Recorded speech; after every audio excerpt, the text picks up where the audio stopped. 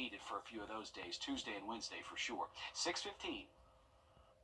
Two Bamberg County inmates now face arson charges. SLED says 30-year-old Jimmy McMillan Jr. and 32-year-old Jeffrey Augustine sparked a fire inside the jail, causing damage and putting other inmates and staff in danger.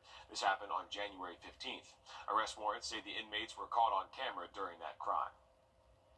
This morning, the Orangeburg County Sheriff's Office is searching for missing people. Authorities say that 19-year-old Cheyenne Campbell told her family she was going to an Airbnb in Columbia with an unknown man and hasn't been seen since. That was in January. Officials say she has ties to Wichita, Kansas and Salisbury, Maryland. Then officials say that 23-year-old Chloe Williams disappeared in December. Investigators say that she's known to be in the Nices and Cordova areas in Orangeburg County. If you know where they are, call the Orangeburg County Communications Center. We do have that number on your screen. It's 803-534-3550.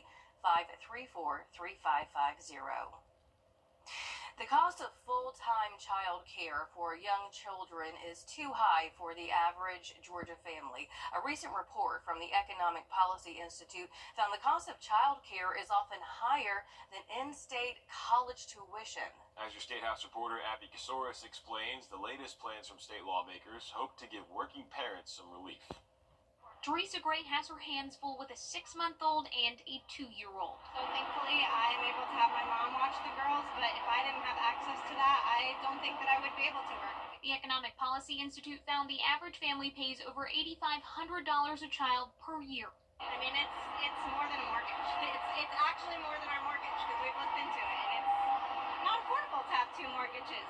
It's not just the high cost. Parents are struggling to find child care, period. After the end of federal funding through the American Rescue Plan, the Century Foundation reports that nearly 1,000 programs will close here in Georgia, leaving more than 80,000 children without care. I've got 2 young kids at home now. I've got a wife who also works, and so I'm living it. State Senator Brian Strickland chairing a special study committee to investigate Georgia's impending child care crisis. His final report helping to shape this bill, a priority bill for Lieutenant Governor Burt Jones. Jones's office says the bill includes a $250 tax credit for every child under the age of 7. Expansion of an existing tax credit for child care up to $300 per year per child, and lets employers claim a larger credit for an on-site child care center.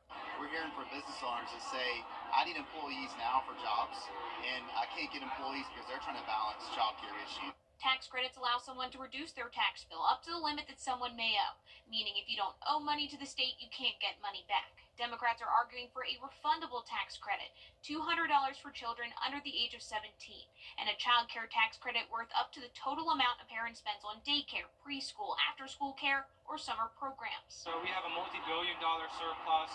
I think this is a great opportunity, again, to invest in kids today so we can work on strengthening our economy for the future. This isn't a case of this bill or that bill. House Democrats hoping that Senate Republicans may support their bill or change theirs. In Atlanta, I'm Abby Kasoris. The Andy